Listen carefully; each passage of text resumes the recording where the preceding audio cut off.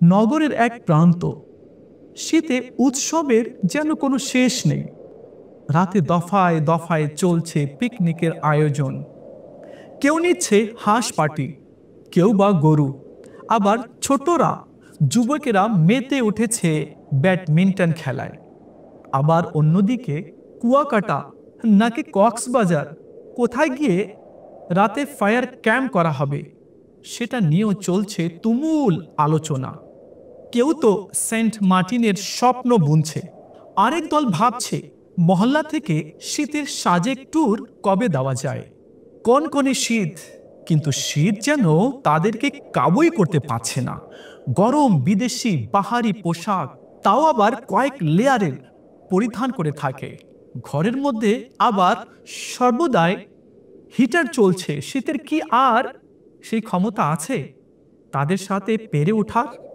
নগরের আরেক প্রান্ত, আরে একই চিত্র তো পুরোটাই ভিন্ন। এখানে তো কোনো আনন্দ উৎসবের আয়োজন নেই, বাহারি দামি পোশাক নেই, আগুনই যেন একমাত্র ভরসা। আর কতক্ষণ আগুনের পাশে বসে তো আর রাত কাটানো যায় না। ঘরে গিয়ে বাচ্চাদের সাথে কোনো রকম একটা ছেঁড়া কম্বল মুড়ি দিয়ে ঘুমাতে গেলেন। রাত কাটানোই যেন একটা চ্যালেঞ্জ হয়ে দাঁড়িয়েছে। আবার কিছু ছিন্নমূল মানুষ রয়েছে যাদের এই শীতের রাতে রাত কাটানোর জন্য একটা ঘরও নেই। সে বাধ্য হয়েই কোনো রকম রাস্তার পাশে শুয়ে পড়ছে। ভিউয়ার্স, আল্লাহ তাআলা কোরআনে মজিদ ফুরকানে হামিদের ৬ষ্ঠ পারার সূরা মায়েদার ৩২ নং আয়াতে ইরশাদ করেছেন, অনুবাদ কনজুল ঈমান থেকে, যে ব্যক্তি একটি প্রাণ বাঁচালো সে যেন সমগ্র মানব জাতিকেই বাঁচালো।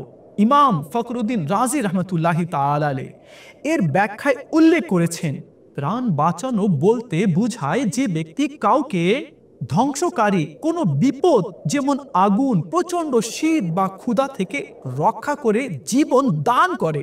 যেমন আমরা নিজেদের জন্য শীত বা গরম থেকে বাঁচার চেষ্টা করি, তেমনি আমাদের উচিত গরিব প্রতিবেশী ও আত্মীয় স্বজনদের দিকে খেয়াল রাখা। শীতে তাদের গরম পোশাক এবং ল্যাপ তোষক দেওয়া এক বড় দায়িত্ব। এমনকি পশুদের প্রতিও দয়া করা জরুরি, কারণ তারা কষ্টের কথা কারো কাছে বলতে পারে না। হাদিসে বর্ণিত হয়েছে, একজন ব্যক্তি একটি বিড়ালকে কাপড়ে মুড়ে রাখার জন্য আল্লাহর পক্ষ থেকে ক্ষমা লাভ করেছিলেন। সুতরাং এই শীতের রাতে ছিন্নমূল মানুষ ও প্রাণীদের খেয়াল রাখা আমাদের কর্তব্য। এই ধরনের চমকপ্রদ ভিডিও সবার আগে পেতে দাওয়াত ইসলামী বাংলাদেশের অফিসিয়াল ইউটিউব চ্যানেলটি সাবস্ক্রাইব করুন এবং পাশে থাকা বেল আইকনটি ক্লিক করুন।